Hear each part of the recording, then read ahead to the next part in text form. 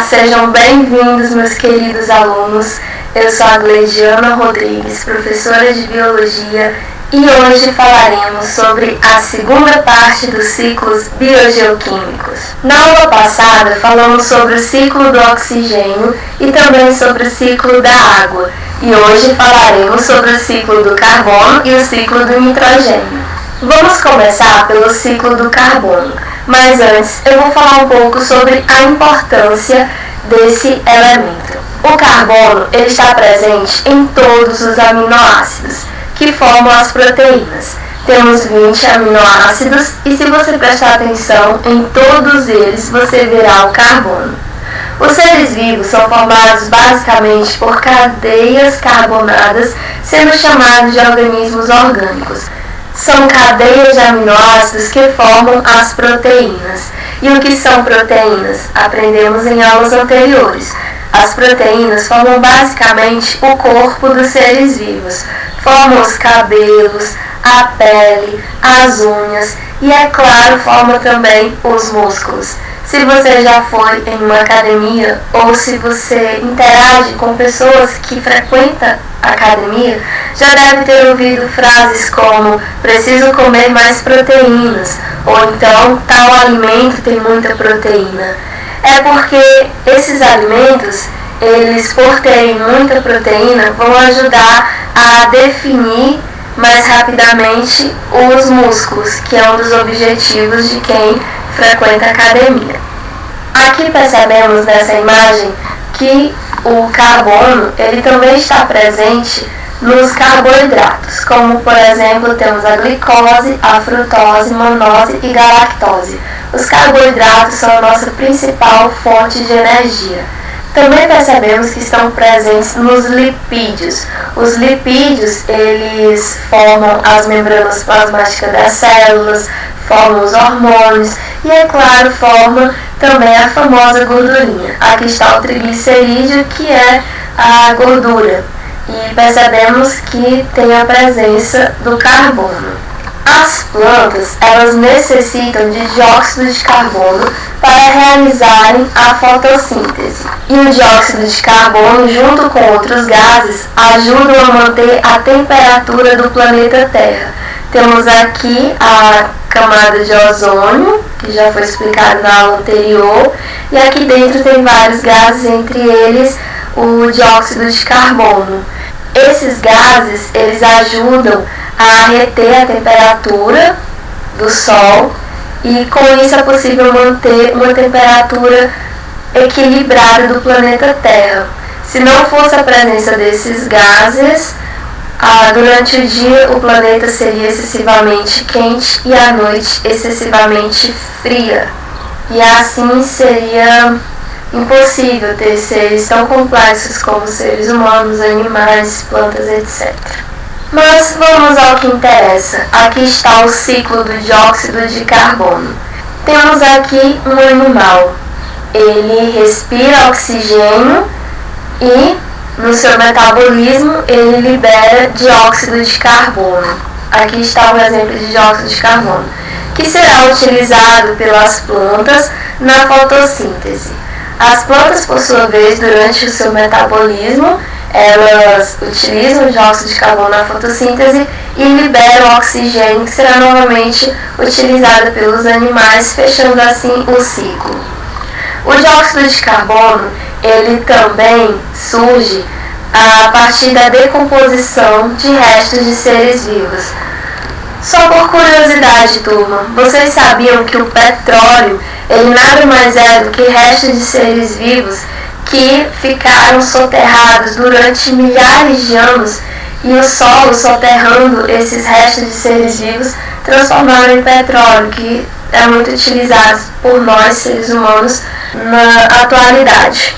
Pois bem, as fábricas e os carros provocam reações químicas que também lançam para a atmosfera o dióxido de carbono. Muito se fala sobre o efeito estufa. O efeito estufa, como já citado, não é algo tão ruim assim.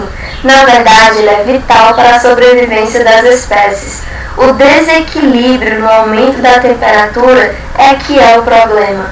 Vamos analisar a imagem. Temos aqui o Sol. O Sol emite para a Terra raios solares. Alguns chegam à superfície terrestre, outros são desviados novamente para o espaço. A Terra também emite radiação infravermelha, que é enviada para o espaço. As nuvens enviam também tanto para o espaço como para a Terra.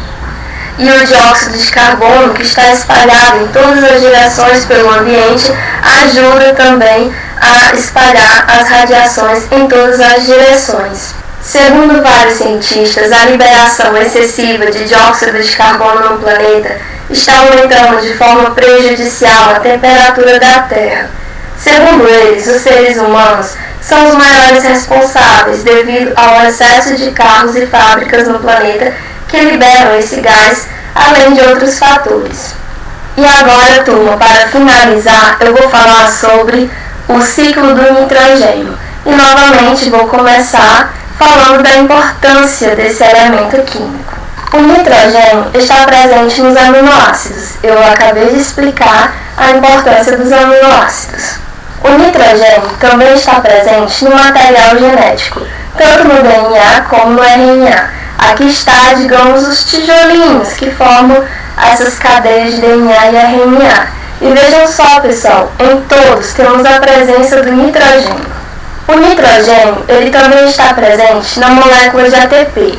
A molécula de ATP, ela é a molécula energética de todos os seres vivos. Quando nos alimentamos, o alimento ele é degradado e a energia ela fica armazenada nessas moléculas de ATP, que são levadas até as células e as células utilizarão a energia presente no ATP para o seu metabolismo. Bom, turma, então podemos perceber a importância do nitrogênio.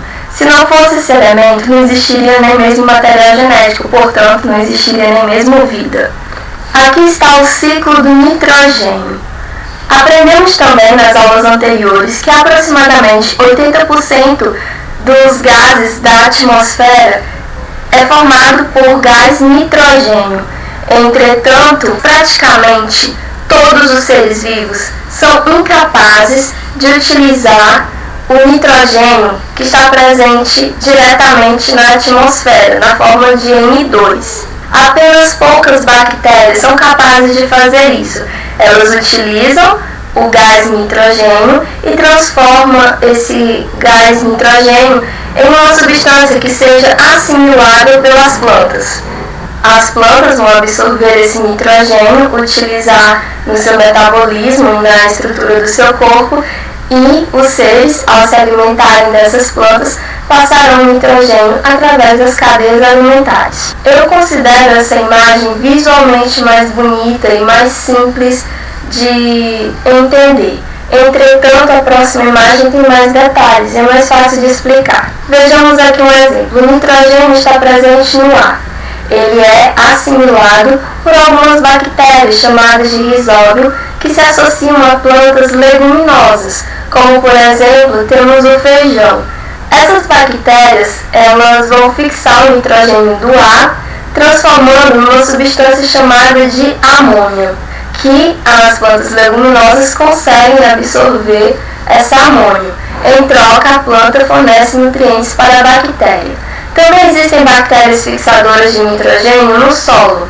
Algumas dessas bactérias, conhecidas como nitrossomas, conseguem transformar a amônia em nitrito. Outras bactérias, conhecidas como nitrobacter, conseguem transformar o nitrito em nitrato.